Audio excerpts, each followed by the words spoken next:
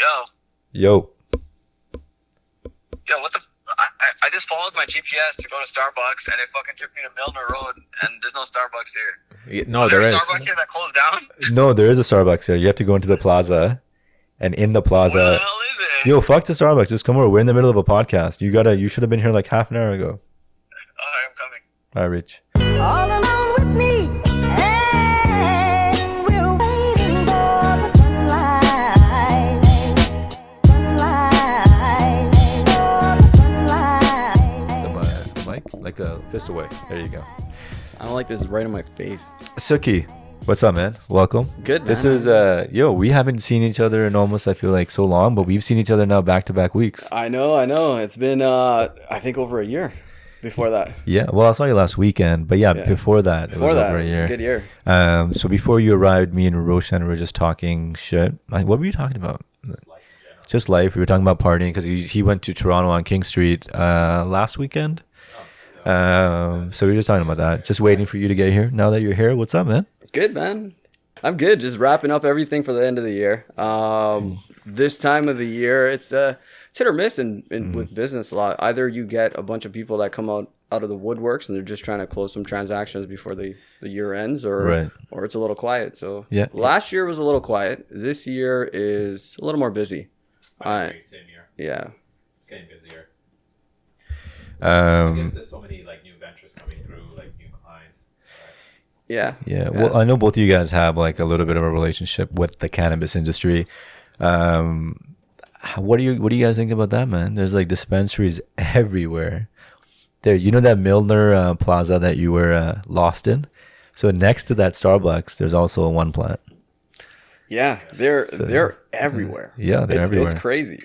They're And Walmart. yeah, it's kind of funny how we got to this point, because we really started out at a point where there was almost like limited supply. They were doing a lottery. We thought there'd be like 10 stores in each city, and now Right. there's like 10 stores in each block. Oh yeah. Yeah. It's a little crazy. So I guess in terms of requirements, what do you need to open up a dispensary? Like if someone wanted to open up a dispensary today, do you guys know what the process is? So I think there's two major ways to do it, and Roshan can kind of discuss. I think Roshan would probably know more about the actual application process. What I typically help out with is not so much the application starting from scratch, but the other way, the second way, is to just buy out a current business. Okay. And if you buy out a current business, you can you don't need to go through the application process. You keep all the licenses. But overall, there's about 3 licenses that you need to open it up. I mean, going back to what you guys were saying before about there being dispensaries literally everywhere. There's I think I was reading up about it when this law was first passed. There were about 13 dispensaries at one point, March of 2020 or something, and that grew to now over 300 in the city of Toronto alone. Yep. You know what I mean? It's and there's going to be I think a lot of it is a lot of dispensaries taking advantage of the vacancies in Toronto, vacant units, and various brokers or owners or landlords are trying to give incentives and say, hey, why don't you guys open up a dispensary? But man, like you're right. I was at Queen and Dovercourt a couple weeks ago, and literally I could see 6 dispensaries within my peripheral vision. It was insane. Have you guys actually seen that map that shows you all the current stores and then Okay. all the applicants? No, that I haven't have seen already that. applied? Where can I see that? So you can check it out online. There's an actual map that shows you everybody that's in the application process, and it shows you everybody that's already locked down a location and they're just waiting for the government to give them the go ahead. But if you think there's a lot of stores now in terms of what's open, the stores that are coming out is even more than that. Yeah. This is only going to get crazier. Sorry, I just opened up Weed Maps, but yeah, no. So That's, Weed Maps will show you what's currently available. right. There's you can kind of do a quick Google search. Do a quick Google search right now. Try something like cannabis retail store applications map, and you'll probably find it. Yeah. It'll blow your mind. And the only reason I know this is because I was actually in this process. Oh wow. Because I was going to open a retail store. The fact that there's a ton of them, there's gonna be a bloodbath at one point. Where you're gonna see, like you were, Matt. What was that term that you coined today? when you called me? The great exodus of the cannabis retail stores. Okay, I think there's a whole article on that already in the Toronto Star, I but wouldn't be surprised. yeah, it's true though. Like I think right now to be a dispensary owner, you kind of have to have a very solid, strong backing investor wise, right? Are there? You gotta have a background in terms of the. There's also the financial cannabis requirements, right? Like what are they? industry. Sorry, what? What's the financial? Do I have to have a certain number, or my income has to be at a certain level, or So the government doesn't have a financial requirement to get an application. Right. But to actually build out a retail store Okay. takes a lot of capital. Yeah. Right. You need to probably start off with like at least $500,000 to $600,000. That's a good estimate. Yeah. Unless you know, as you mentioned, you know, you could purchase an existing retail store okay, and then change the ownership and so forth. So there's like you have to go through the the licensing side to kind of transfer those. Doing the acquisition, you got to transfer the name and stuff like that. So there's Right, a whole right. process for that. But then it has to make sense. There has to be a valuable opportunity there. If you know that there's a existing retail store that's not making money, you need to figure out why before purchasing it. Thinking that hey, look, I could buy a retail store for 80 grand and then I don't have to do anything about it, and then bring in all the SKUs and sell it. that's How are true. you gonna do That's that, true. right? Yeah, yeah. So, You make a good point. And that's what I think that's the reason that largely we have this problem now.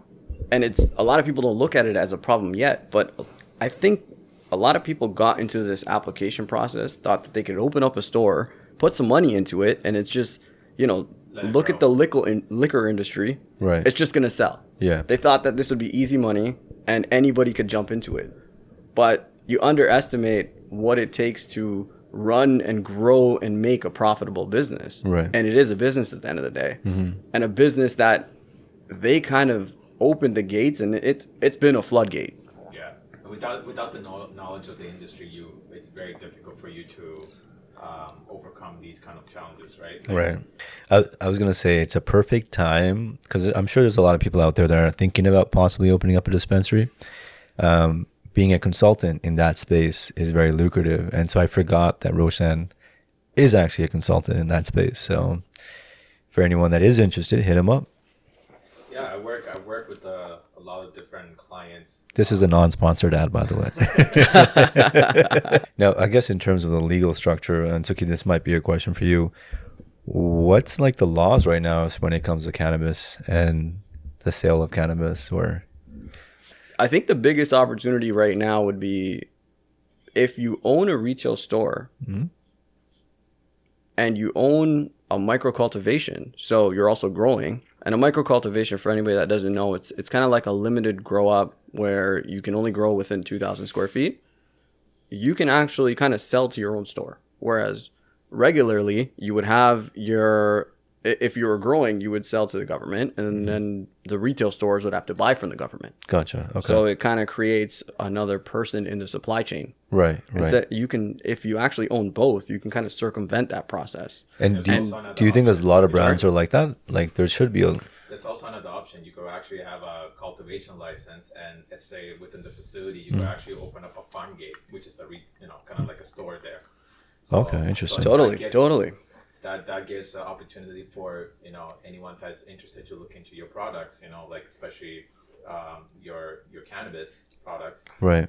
You could have a farm gate, like sort of like a store, retail store right beside it, and then they'll be able to. No. Out of the entire population or of people that are applying for retail licenses or that are opening up dispensaries, including the ones that are applying for it, what do you think the percentages of the number of people that actually have a grow up as well? What you guys just described, That's minimal. because that's where That's there's minimal. a super opportunity because you can, depending on like 2,000 square feet is not that much space Well, you could. So in terms of Go ahead. First. So here's the thing. This industry is probably so unfamiliar to a lot of people that most people that are thinking about making an investment or a jump into this, they're only thinking insofar as I'm going to open a retail store and this retail store is going to be profitable and I'm going to make a lot of money. And what I think Roshan and I would probably agree on is that you got to think ahead of that. What are the next steps? And moving up the supply chain is probably the next step that you want to take right. to distinguish yourself from all these other retail stores, because there's hundreds of them. And as you mentioned before, there's 300 in Toronto today, But give it a year, I guarantee you that's going to be closer to 5. I think it's going to almost double, and you can check that out on the map. Right. So Do you think there'll be a lot of? Do you think a lot of them will go out of business though? Or- definitely, Yeah. and we're already starting to see that. Right. So I'm seeing a lot of that on my end, where you have distressed cannabis retail stores that are just trying to get out at a very low cost. They're just trying to get their money back, Right. and Okay. they probably invested $500,000.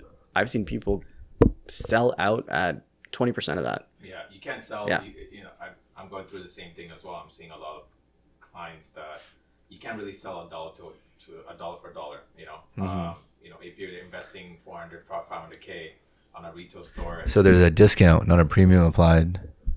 Well, To you gotta a lot you of gotta these- also understand that this is still a very new industry. Right. So the banks, yeah, sure, they're a little more open to it, but they're still not touching it with a 10-foot pole. Yeah. You can't get a business loan from the bank, right? No, Yeah. the banks will not. They will not fund you for this. Okay. They know how it's such a huge liability. Right. They see the severe in terms of how it could lose the business, Okay. and businesses cannot maintain. You know, based on the promises. Even though like they tend to, a lot of the retail guys that I actually spoken to in the past, they jump into the ocean without actually creating a business plan, and that's what the biggest challenge is. I'm sure that you see that too, right? So, okay, so hoping the fact that they're gonna make money because it's cannabis, Right. So, but that's not the case. It's so regulated to a point that if you don't create a business model and all that stuff, you're gonna end up like selling at least 20% of what the value is. You know, suppose a retail store initially when you first started off, it's about $1 million. The valuation now could be at least like $30,000-$40,000. Right. I've seen 40,000 to 100,000 Yeah, in terms of where they're selling it, and that's because A, there's not a big market for buying it, yeah. and B, nobody will fund it. And that's net. That's after all fees and everything. This is the purchase price to buy this business out Damn. as a new investor to come in and take it over. Right. Okay. And that's going back to what we were talking about previously. There's a lot of people trying to get out just because they're distressed, but there's a lot of investors looking to scoop this up. Yeah. And that's a great way to get into this industry if you have a plan and a way to distinguish yourself long term, because you can pick it up for pretty cheap on the dollar for what actually went into making this business live, which would have been anywhere from 500 to $1 million. Yeah. I feel like the big sharks are gonna take over those big retail cannabis stores. Totally. It's very cheap for them because they're not Totally. Economies of scale, there's basic no, economics. Yeah. Scaling up, they don't need to spend a dollar for dollar anymore. A couple, maybe a month ago, I was walking down Dundas towards Ossington, and there was a store, a small little store, and outside of the store, it was like a glass window pane. It had cereal, like with a bunny on it, and the bunny was smoking a joint. It was literally cereal lined up, and then it had like club soda, and it said something about like get high or something. I immediately, it was very colorful. Immediately, I got turned around. I'm like, okay, I gotta walk inside. Like, what the hell's going on? It's like a really bright, Instagram friendly convenience store. None of it's actually real though, because I asked them, like, are you guys actually selling edibles or like cereal? They're like, nah, it's just props. So they like marketing, and 2 weeks later, that very same store, it's called Sip and Smoke, they ended up on the Toronto Star because they were talking about this great exodus or the green exodus of businesses collapsing, dispensaries that are going to be going into bankruptcy in 2022. You have to stand out of the pack. You have to do something different. Marketing is a big part. You talked about product before and having access to, a variety of product, and the most niche and up-to-date product is important. But you also have to be like, you got to also stand out. You have to have customer service. You got to, Oh, yeah. if you don't think customer service is important, every time I go to one plant, like the first thing I ask is like, what's your recommendation? And they'll actually like give you a legit recommendation. Shout out to Raja. 5 for 5. No, more than that. And it's actually really good. So you raised a pretty interesting question, and it's something that we talked about before. It's when I look at a lot of the stores out there, the way cannabis is selling and the way the stores are structured is very different from when you look at, like the liquor industry. The liquor industry, you walk into the store, you get your stuff, you leave. There's not much of a service. There's not much of fanfare. They're not trying to create this whole experience. But on the cannabis side, I've seen kind of two big business models that have stuck out. Okay. You got the guys that are creating that, just walk in and out, quick and dirty transaction. And you got the guys like what was it? What was that store called again? Sip and Smoke. Sip and Smoke that are creating more of that experience. And Right. they're also, it looks like they're gearing up towards other things. Like Yeah, like imagine when you can actually buy food products, with or edibles cannabis. Yeah. with cannabis in Yeah. it. Cannabis So- butter. There'll be a whole aisle in grocery stores, and then grocery stores will be entering the market. you know? Totally. So then this to me raises an interesting question. Out of those two models, what do you think is going to survive? Or is there going to be space in this market for both of them? Right. I see what you're saying. Yeah, because what's going to prevent grocery stores from selling? Well, that's the same thing. Grocery stores can't sell tobacco products. So I think weed will actually, smoking weed, because it has to do with the lungs, will always be regulated of some sort. There will be a license requirement. Required license. So, Do you think people still sell weed out of their car? Like I think back so. in, yeah? there's like a gray market area. over Right. There. Yeah, yeah. Black market is still there. When I was living in Toronto, like the second Tokyo Smoke opened at Yonge and Bloor, and they turned it into this very like posh, like a very nice, very elegant, make the products look very like, like they even label it like, like depending on what mood you're looking for, like Zen, clear, like spiritual, etc., etc. And that's probably why I'm like, okay, I'd rather do that than jump into someone's car and be like, hey, like, you know what I mean? Like, not that long ago, like I'm talking about York days, university days, where, you would go to the pyramids, and that's pretty much where everyone was always selling, right? Are you waiting for me to comment on the pyramids? Yeah. I have no idea about the pyramids. You used to sit at the pyramids all the time, bro. Yeah, but I never used to smoke weed. But okay, that's the funny thing, because Sukhi actually does not smoke. So I never liked it. you've never liked it. Never liked it. Depending on the right company. It's not the If paranoia. you ever change your mind, I got you, man. I It's got not you. the paranoia. Sonny, you know me for a while. I'm an energetic type of guy. Yeah. And I don't like anything that kind of takes that energy down. And that's what it does to me. That's fair. It That's kind of fair. makes me more relaxed, slow, less talkative. Right. But what else is new, man? What else has been happening? When's the last time you traveled? Oh, I was in Vancouver in October. Outside of Canada. I was in Seattle in October as well. Oh, nice. Nice. Work? Or, Yeah, it was work. Okay. Yeah, went down for a legal conference. Just find that the things down in the States, they're way ahead of us in terms of what they're doing, what Right. the law firms are doing, what kind of technology they got there.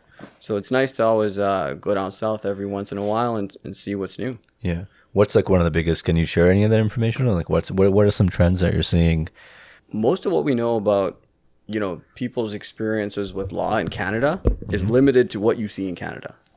But when you actually look at the global scale of legal innovation, it kind of starts in Australia. And a lot of people don't know that. But for example, in Australia, I can have a law firm that's a public company. Okay. In Canada, Sonny, you could never own a law firm. Right. You can only lawyers can own law firms.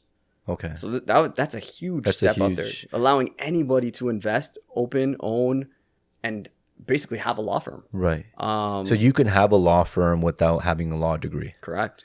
Right. You can just be You a could private investor in a law firm. And you're okay. Whereas in Canada, Cannot do that. Restricted. interesting. Okay. I did Cannot not do know that. that. Yeah. Unless Okay. you're a lawyer. Only a lawyer can own a law firm Yeah. and operate that law firm. Yeah.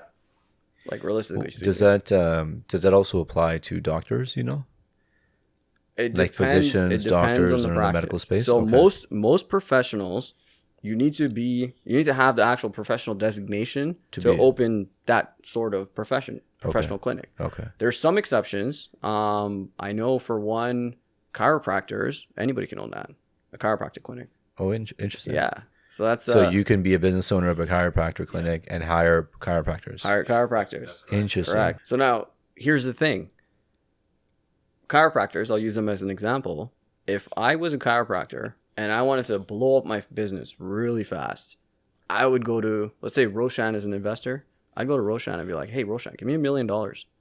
I'm going to take this and invest it in a bunch of hires in marketing. We're going to buy a big facility, maybe a few locations. And sure, now I'll only own 20% of this, but I'm owning 20% of something that would have taken me decades to build up. Right. It kind of speeds up the process. Interesting. And this is why having external investment changes the whole game. But it also changes the way that the clinic's going to operate. Because if I have Roshan, who's a big investor, who cares about money and returns, he's going to kind of build this out in a different way than I would have, because I got professional obligations and I'm worried about losing my license, and I got to make sure the regulators are off my back and things like that. Right. So going back to why I mentioned Australia is where legal innovation starts. After that, I'd say the UK is right behind Australia. So in the UK, what you're seeing is they're allowing tech companies to come in and provide legal service. Interesting. And in most countries in the world, that's not allowed. Only a lawyer can provide legal services. So they can comment on any sort of legal work. They can provide. They can do legal work. They can do a tech legal company work. can do legal work without having a designation. Generally, how it works is think about Or it the like credentials. this. Imagine you filled out a form. You answered a bunch of questions. Okay. That went into a computer. They used the answers to those questions to build out an agreement to your specifications. Okay. And they sent it over to you. And it's instant almost because because that's leveraging the power of data. Yeah. Right. Think about you put in a few queries and it'll search up probably a massive database of past precedents of certain, you know what I mean? It's so much more efficient than, like, I'm not no lawyer, but when I think about suits, going into the war room and actually going through binders and binders and binders of cases, now being able to put that in like a digital format, you can probably access and search things up like instantly. Yeah. Yeah. That's a game changer. So that's what they're doing in the UK. And then in the States, they're not as far as the UK is, but they're kind of the middle ground between where Canada is, a really restricted legal market where only lawyers can provide legal services, Okay. and where the UK is. So they have companies like LegalZoom, but they cut corners a little bit by having lawyers involved at like a last checkoff step. Okay. But for the most part, like 80% of everything is done through technology. So they're a little ahead of us. Some ways to reduce cost. Yeah. So when you look at it on a scale, what you see is if we're 5 years behind the US is 5 years behind the UK, and the UK is 5 years behind Australia, you really want to see the trends, look to these other countries. Yeah. Man, technology is doing crazy things. I remember, like even blockchain, man. Like we talked about this before, putting legal documents or patenting things on the blockchain and using that as a form of authenticating your product, your service, your rule, your process, whatever it is, right? Well, it's funny. That's kind of where I was going to go with this conversation. So the next thing that I see is smart contracts. Okay. Smart contracts are fascinating. What are from the smart perspective contracts for the people that don't know? So I wouldn't say that I'm the best expert on this topic, but I kind of understand smart contracts, and I've built one before, just kind of playing around with them. But really, they're self-executing contracts that you build into the blockchain. So anytime an action is taken, it's recorded on the blockchain. Okay. And if you think of like, what is the purpose behind a contract? It's To legally bind both parties to something that was bind agreed both upon. parties because you want them to take certain actions or By a transfer certain some date. money. Yeah. Yeah, by a certain date. You can build all of that into a smart contract. Okay. So for example, if let's say I was going to buy your laptop off you and we made a smart contract, your laptop wouldn't send to me, and you wouldn't send it to me until I put the money into the blockchain. Okay. I might be saying the terminology wrong here, but let's say I put the money into the blockchain. It's put in escrow automatically by the blockchain, and you don't get the money until now I get the laptop and I confirm that. And all of this contract in itself of I'm going to pay money for your laptop is all executed by itself based on when the money is put in, when you can confirm that it's there, but you can't access it. And then when you ship it out and confirm on the blockchain that you shipped it out. So like, just to like, that's Web 3.0, but in the current world that we live in, if I had to do that transaction, I would probably send you the laptop once you send me the money with the password, and you wouldn't provide me with the password until you receive the laptop. Right? That's one way to do it. There's obviously a lot of issues behind that. And if there's a problem, we put it down in paper so that we have evidence, or I have evidence that, hey, I agreed to pay you money. I paid you the money. You didn't send me the laptop. Here's evidence of that agreement. Right.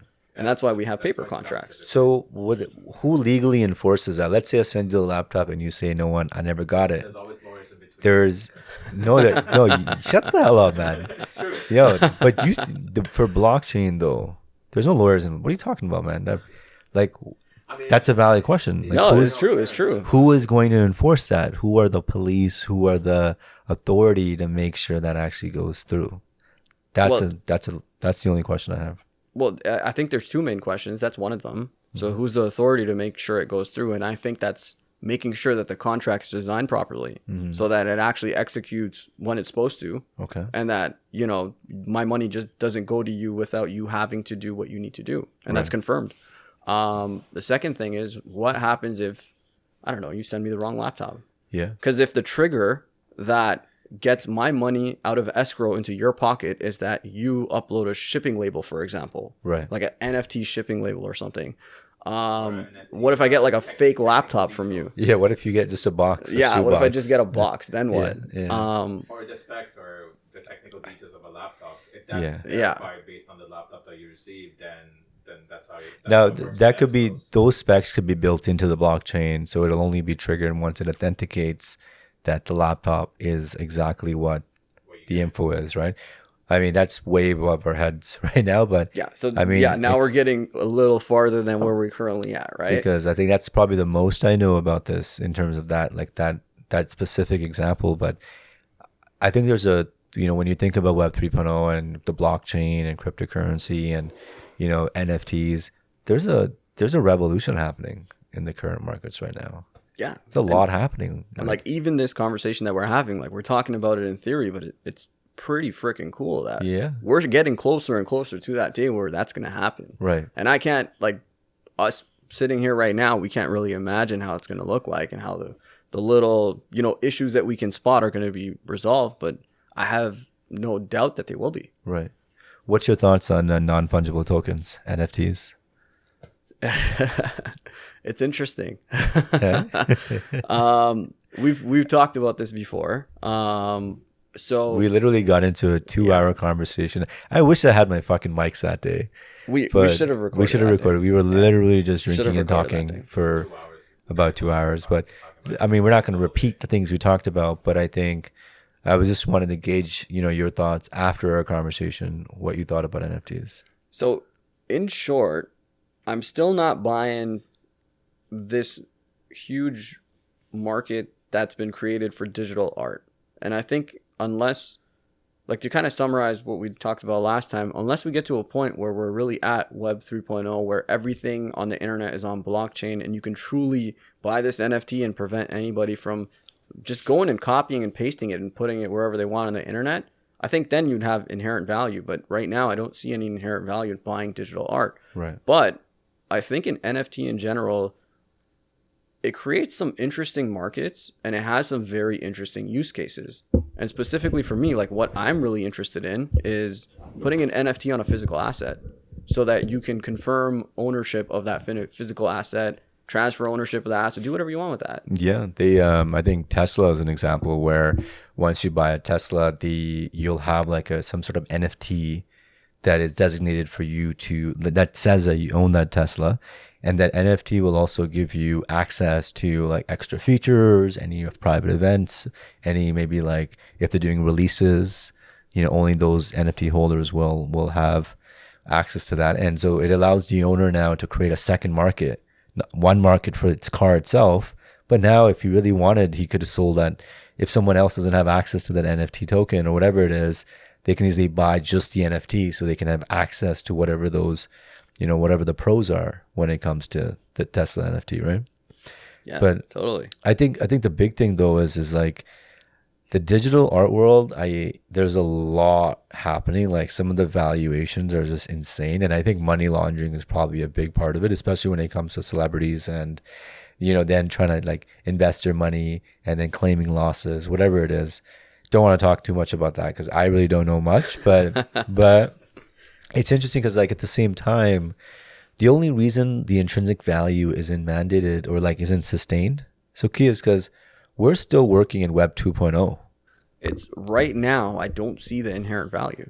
I think right now what we're seeing is just people hedging, a lot of speculation, and sure, you could probably make some money buying an NFT and off speculation, somebody will pay you more for it. Yeah. But the real inherent values, sorry, what, Roshan? No, I do agree. It's full of speculation. You're hoping that it's going to be a greater value. But what happens if you buy thousands of NFT, hoping that, you know, somebody's going to buy it? You're just hoping for one to pop at the end of the day. I think you're right. Like it's all spec. Like right now, especially some of these NFTs that are going for like a crazy amount, we're seeing overnight millennials, Gen Z making money from their basements because they're investing their OSAP into these NFTs and gambling. It's kind of like gambling at the end of the day.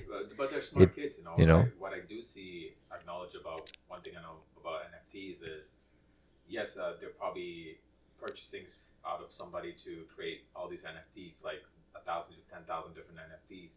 But what they're doing also is how they market themselves. You know, they're creating a website, they're creating like social media accounts, and then they're pushing out their marketing campaigns to brand out these NFT designs. Yeah, you know? but I think like if you were to go through my Instagram DM right now, on like the other section, bro, I have hundreds of messages from these bots that are saying new release NFT, new release community, this and that. And it's because I can go onto Fiverr, for example, and I can get someone from Indonesia or somewhere else in the world to make me for like as low as $500, even less than that, to make me 1,000 versions of an NFT. And you know how they're making it? These are through hard coding. Okay. So they're basically selecting different backgrounds. Right. You've probably seen all these NFTs with different backgrounds, has like the characters and stuff. Yeah. It's the same character, but different type of like features that they have, different icons that they put in. And then they code it and they generate that. It's auto-generated. And auto-generated like almost 1,000 to 10,000 different images. Interesting. Of the same character with different like, features and Different stuff. attributes. And those attributes, based on the level of scarcity. There's no way one person could be creating 10,000 NFTs and for. I actually know a friend of mine who's an artist. He's actually hand drawing using like, obviously it's like I forgot what it's called, Adobe Illustrator, but like he's actually drawing every single NFT piece. Now it won't be 10,000. It'll be a limited release that'll mint, but like that's the type of art I would buy, that like there's a story behind, where there's an actual artist, versus me hiring someone else just to create a graphic. I don't see the true intrinsic value, especially if you're an art fan. If you're someone that likes art and you're a believer in artists, that's different. But if you're just literally just making art, and that's the part I don't like, because it's like you're getting someone else to create 10,000 NFTs. That someone else is, whoever that person is using graphic design as their strength to create this portfolio of NFTs, and now he's just putting it on the internet. The key ingredient is a community. You have to build that community and the hype. But it's like there could be like the basis of that community could be just bullshit. Yeah, that's like, You know? it's like the equivalent of if you found out that like Pablo Picasso actually commissioned his art from some no-name guy that you never heard of. And took credit. Yeah, and took credit for it, and that's why he's famous. But Yeah. have you guys ever heard of Tulip Mania? Back in business school. Yeah. Yeah. So you're probably familiar with this from Schulich. Yeah. This reminds me of Tulip Mania, or Can like you- in history, if you look back. Can you explain that again? Tulip Mania? Yeah. So Tulip Mania, a lot of people consider it the first stock market bubble that ever existed Yeah. in history, and it was around the 1500s. And essentially, what happened is somebody crossbreeded some tulips or something, and they ended up having white tulips. This is out in one of the Dutch countries, I forget where. They had a white tulip with red stripes on it. Okay. And this tulip was considered beautiful and rare. So he started selling them for a premium. And all of a sudden it created this bubble in that town, that country, where people were trying to buy this tulip, this red striped tulip. Right. And the price started skyrocketing from pennies to dollars to hundreds of dollars just for a tulip bulb.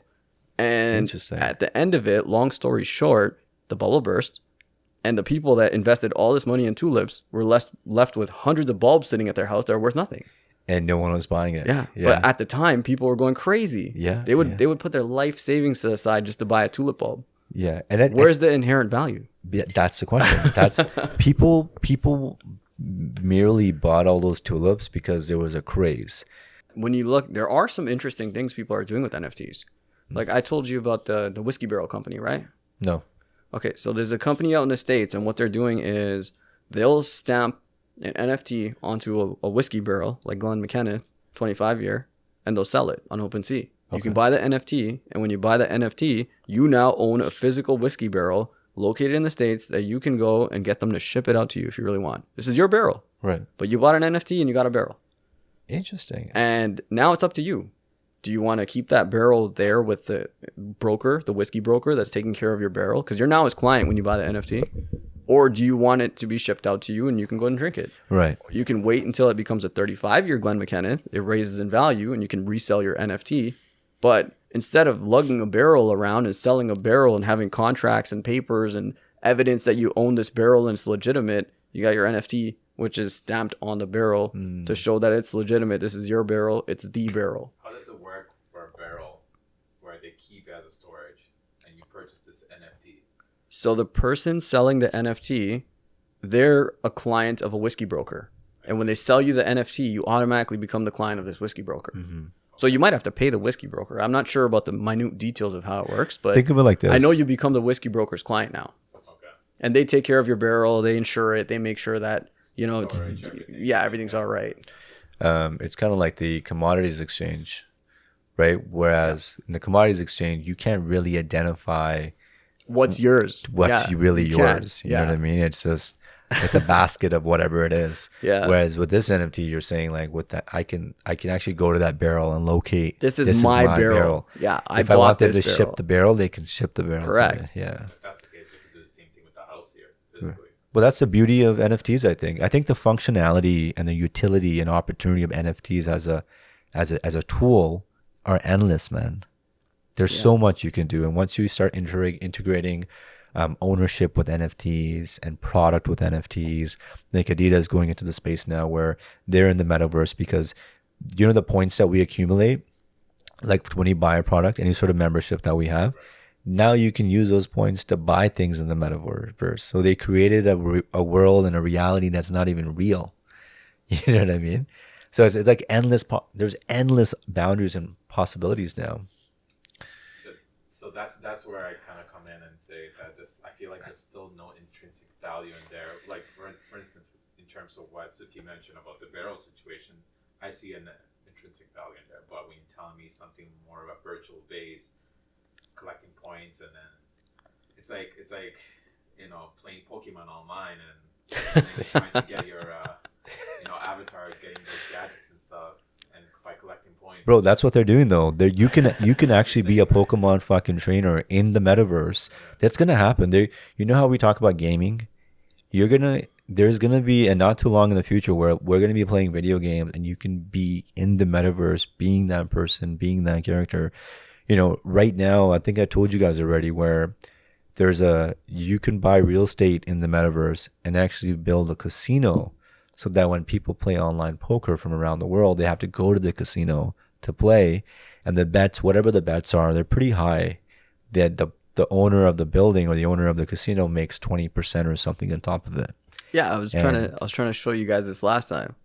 Yeah, There's on the decentraland.org, anybody that wants to go into the metaverse and check it out, somebody built a casino in the metaverse, and think of this like Sims. You can go online and you can play Sims, and your money is cryptocurrency. So you have your wallet, you link your wallet, go into this world and buy things, do things, gamble if you want. So somebody built a casino and consider them the landlord, and now they're selling individual squares. And one of the squares, for example, will sit on the blackjack table. Okay. And if you buy that square, you're kind of like a sub landlord. Right. And people that come and gamble at that table, the landlord gets 70% and you get 30% of any money that gets lost at that table, where other people are coming to spend their cryptocurrency to try to beat the house. I see. In the real world, I could never own a table. In the metaverse, I can. So 2022 is about 2 weeks away. It's mid-December. Man, it is fucking 15 degrees. It was yesterday 15 degrees, believe it or not, which I found pretty odd. Yeah. It was super windy, like super, super windy. It was windy, but I like the weather though. It was nice. I was driving around, my windows down. Oh yeah, of course you were. But man, going into 2022, you know, what are some things that you guys are looking forward to the most? I'm hoping that all these restrictions lift up, honestly. Yeah. It's been a little crazy. I think it's been a wild 2 years, and it's just when you really travel outside of Canada and you come back to this country, you really realize how much of a climate of anxiety and fear there is. And you don't notice it on a day-to-day basis, but it adds up. Okay. But like, for example, I was in Nashville in July, and I got off my airplane, and like 40% of the people in the airport were not wearing masks. I got to my resort, and they had big signs on the door that just said, if you're vaccinated, you don't need a mask. But I can tell you, I probably only saw 2 people wearing a mask. Okay. It took me a day to get used to that. Right. And it made me really wonder, when things open up here, do you really think everybody's going to be used to that? Used to normal? Right. It depends, actually, because a couple of months ago, I went to Montreal with my wife. What my experience down there is completely different how we live here. Like, everybody down there, they're just super chilled, not wearing a mask, Yeah. just walking around casually. Toronto is a whole different climate. It's a whole Like out in Vancouver over the summer, you didn't have to wear a mask. You can go into the mall and you can shop around. My cousin recently, they just reintroduced the mask mandate. Yeah. My cousin recently walked into the mall without a mask because he forgot, and nobody said anything. I couldn't imagine doing that. Man, that's the most annoying thing right now. Like the amount of times I have to walk back to the car Yeah. because like fuck, I forgot my mask. It's annoying. It happens all the time. But it's like I realize I don't want to be that guy that just walks in and uses his hoodie or whatever. Like having a mask is now so essential. People watching you, looking at you, it's like, oh, look at this fool. Yeah, there's 2 completely different paradigms where one side feels like we're under too much control. There's a lack of freedom into our choices and what we want to do. And then there's another side where like, like health is very important. And like my personal views, of course, is like wearing a mask doesn't really harm me or anybody. If it keeps the people around me safe and it keeps me safe, so be it, until it's time to take the mask mandate away. But like, I went to Portugal this summer, and even when we were there was, things were a little bit lax, but people were still following, the protocols. I think it's become now more of a personal thing as well. Even when they remove the mask mandate, I wonder how many of us now will continue to wear our masks. Because like back in the days, if anybody wore a mask, like, like for example, Asian people were ahead of the curve. I would always see them like, wear a mask. And it's because in their culture, if you're sick, you have to be like, it's a very polite thing. Like you don't want the people around you to get sick. That's why they wear a mask. You know what I mean? Whereas I would, if I saw that before, I was like, what? You know what I mean? Like It's kind of weird. It's it weird. It doesn't go with our culture here. Yeah, but now it's a thing. Like if I'm sick right now and I wear a mask and I have to be around people won't look at me like, why are you wearing a mask? It's like, oh, okay, cool. Like unless you're an anti-vaxxer, that's a different story. But you know what I mean? Like I'm just excited for next year to start. We got our batch coming up in about 25 days. I'm excited to party with you guys. We got a good group of guys together. Should be fun. Oh yeah. Can't wait for that. Yeah. Much needed vacation away from the cold. Oh yeah, it's a good time too. Can't wait to see all the crazies. As a group. That's going to be a total disaster. Yeah, in a good way. I hope in a good way. Let me ask you this question. What do you think your first, once we land to the trip, like your first day, what's your first thing you want to do? I think the very first thing I want to do when we get there is just that first Tequila. toast. Yeah, like that nice, Tequila. get a nice bottle of tequila. Yeah. And honestly, just fucking do a toast and hit the pool right away. That's kind of what That's a good start. We have a short trip. The thing with vacation is I feel like they're never long enough, and because this is an extra short, like it's a 4-day weekend, just try to make the most out of every day. And more importantly, like, we got a good group of people, man. I'm happy to kind of chill with everybody, and everyone's kind of teamed up. I know you guys are now in the buddy system and have become friends, and so I think we're gonna come back with a shitload of memories. Hopefully, people don't get arrested. Inside joke, by the way. But Mexico is notorious for doing that for tourists. But People don't go missing. all right, yeah, no, not the inside buddy system. Any last words, guys? I'm gonna wind up the podcast.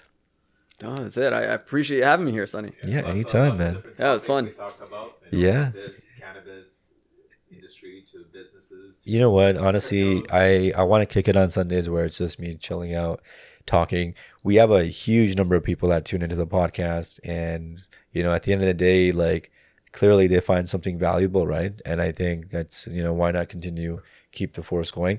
It's funny, Sukhi, you're here today. Satmik was here last week. Roshan was here the week before. I think I might start bringing all my groomsmen into until we go to Mexico. That would be awesome. You know what I mean? That would be an awesome lead The up. audience Yeah. will know the type of crowd. So right now we got Roshan and Sukhpal, and then last week we had Satmik, and then next week we'll see who we have. All right. All right. Peace out, guys. Bola, you're next. All right. Peace, guys. Have a good one. Take care. Cheers.